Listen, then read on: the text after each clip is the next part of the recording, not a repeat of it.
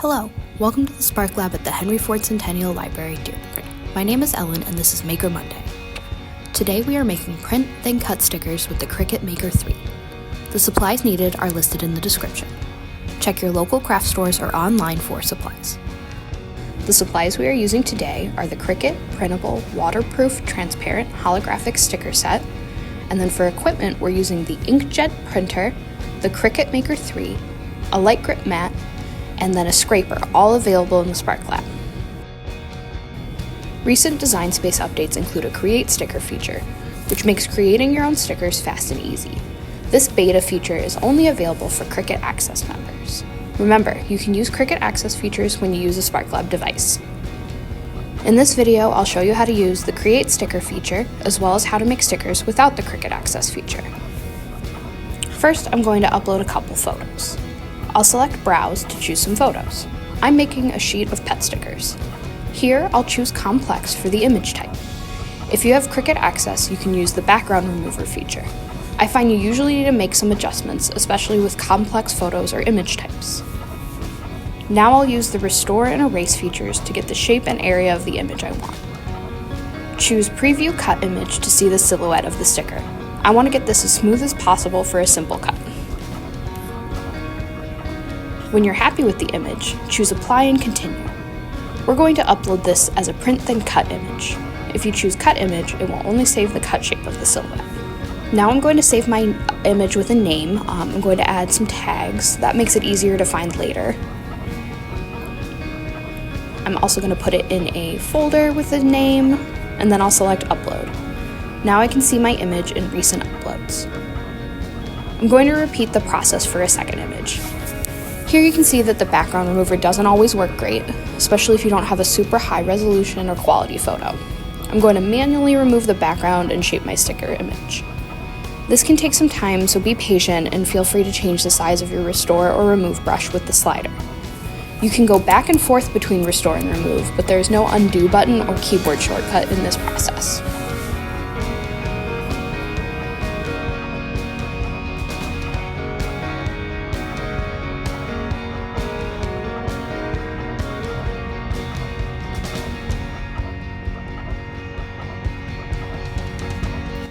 Now I'll upload the image using the same steps as before, and I can add both of these images to my canvas by clicking on them.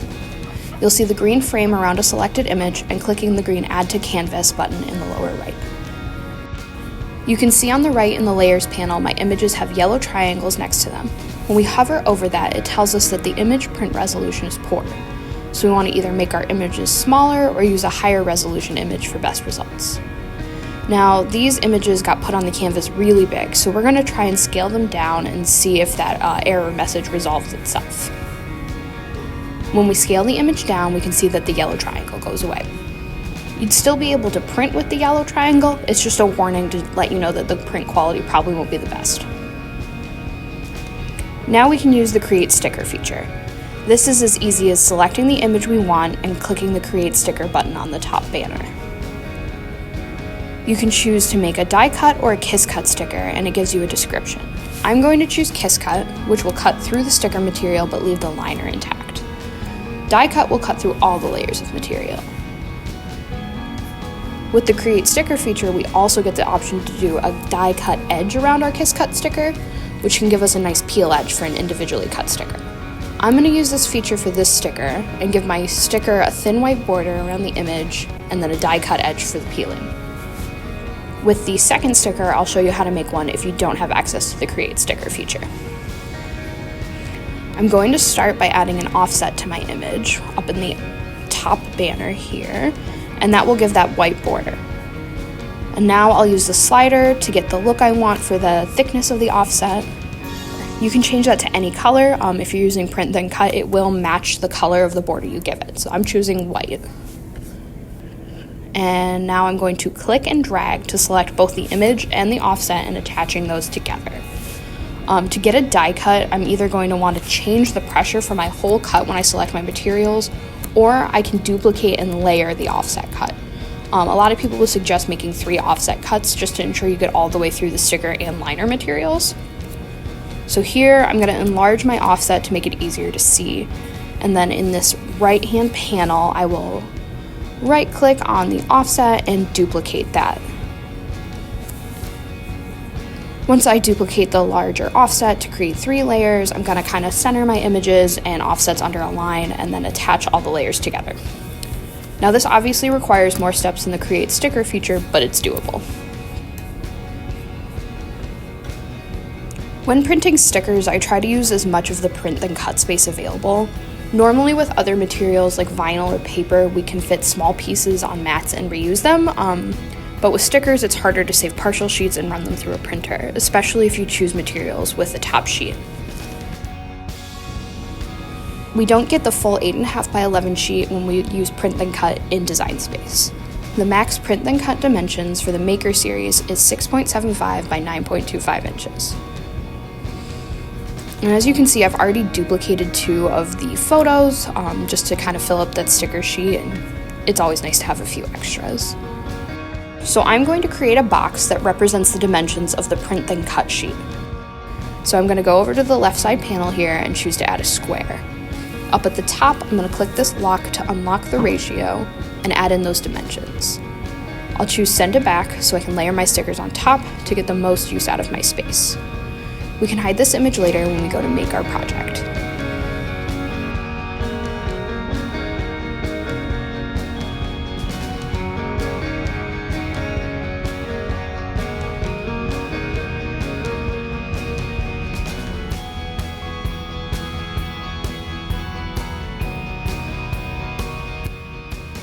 I'm going to choose a few more preloaded images and sayings to make a pet themed sticker sheet.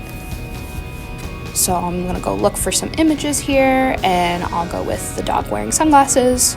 And now as we're scrolling through, we can see that these images have the price crossed out since I'm using the SparkLab Cricut Access.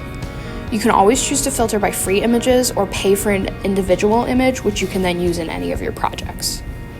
I will choose to add this dog to my canvas. When we add our image to the canvas, we can see that the operation is basic cut. We're going to hit the drop down arrow and change this to print then cut to get the image and cut. It also has a lot of layers, so I'm going to flatten this image so it's all one layer. Now we can repeat the create sticker process. Again, if you choose die cut or a die cut edge, these stickers will all become individual stickers, and if you choose kiss cut, they will remain on one sheet.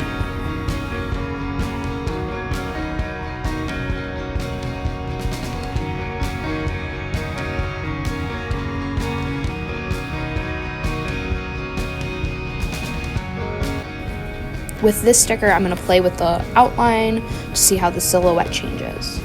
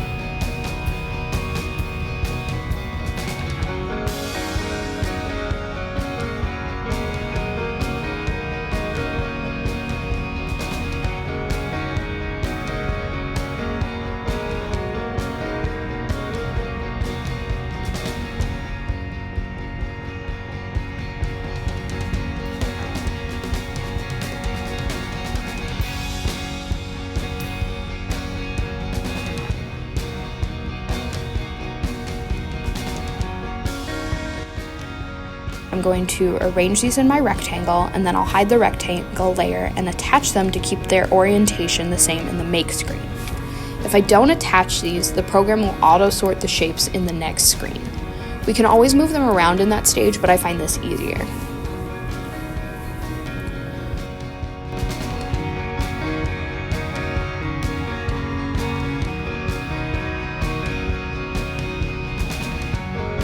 Now I'm going to select Make.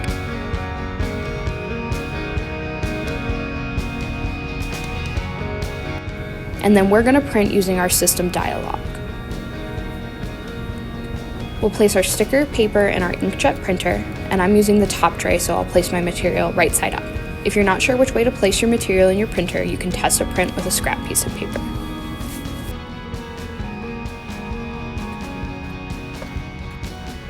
And here I'm going to select the material type.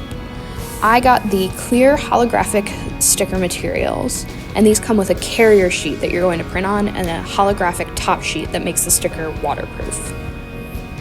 This is a Cricut product, but other brands make similar sticker sheets with laminating pages. Just check your printer compatibility. Here is where we would change our cut pressure if we wanted to.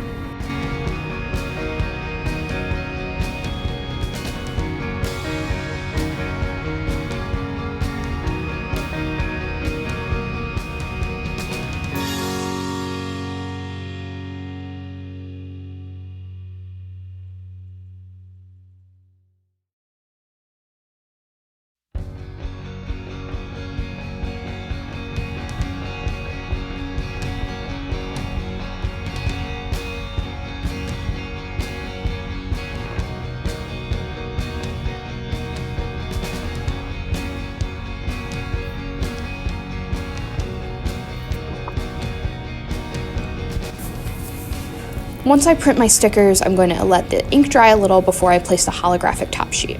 You're going to peel off the backing paper, then lay this over the printed stickers. Try to avoid air bubbles if you can. I'm going to use a burnishing tool to scrape out the air bubbles and push the holographic paper across the printed paper and slowly separate that carrier sheet. It doesn't need to be perfectly straight. As you can see, I kind of have it off the edge here, but I'm going to try and focus on getting the area over the printed stickers the best I can. Any air bubbles that show up will stay in those stickers because those materials make the sandwich of the sticker.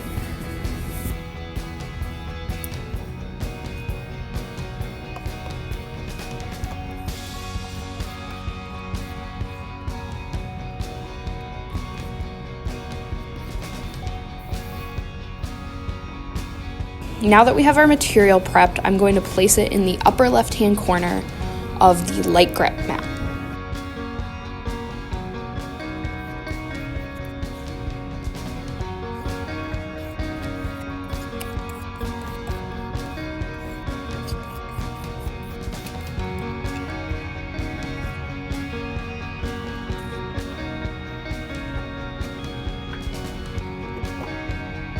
And now that that's aligned, we'll click Make.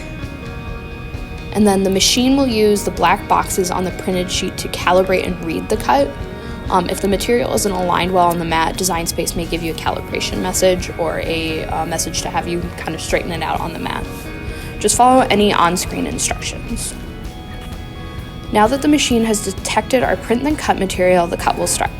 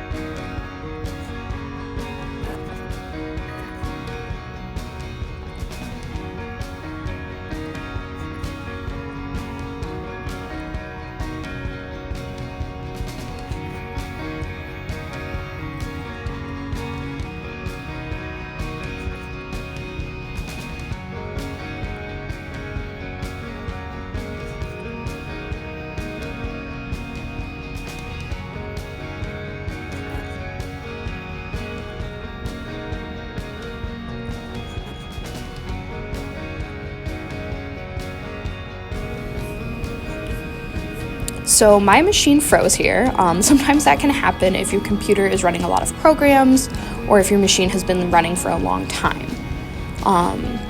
Cricut recommends just kind of waiting to see if it changes, if it kind of reloads. And after waiting for a bit, my machine did not continue and the buttons are not responsive on the machine or in design space. So I'm going to unplug the power supply from the back of the Cricut, and now I'll plug it back in and power it on. As you can see, the mat has unloaded itself and I can safely remove it from the machine. Luckily, my cut was 100% finished, so I didn't waste any materials. Now I'm going to separate the material from the mat. I like to place the mat upside down on my workspace and then peel the mat away from the material to prevent the material from curling. I'm going to pop out our individual die cut stickers.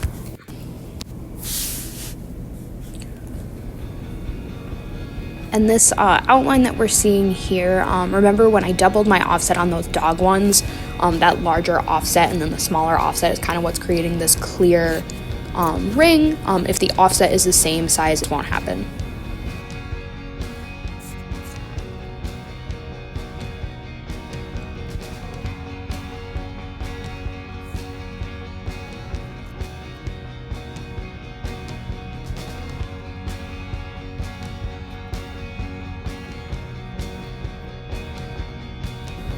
And I can see that some of my kiss cuts have actually partially gone through all the layers of material, so I know that on this machine I may want to change the pressure to less pressure for the kiss cut, which is really cool. In Design Space you can choose different pressures for the die cut and kiss cut stickers, so for those I could decide, I want a little less pressure to keep them on the sheet. And here is an example of what the holographic sticker will look like when you take it off. As you can see, it is clear, so some of these may show up better on a light material or a solid print material. And here are the finished stickers. I ended up popping out all of the stickers since they kind of were already partially popping through that sheet. Again, I could change that setting later if I wanted to do another sheet of stickers.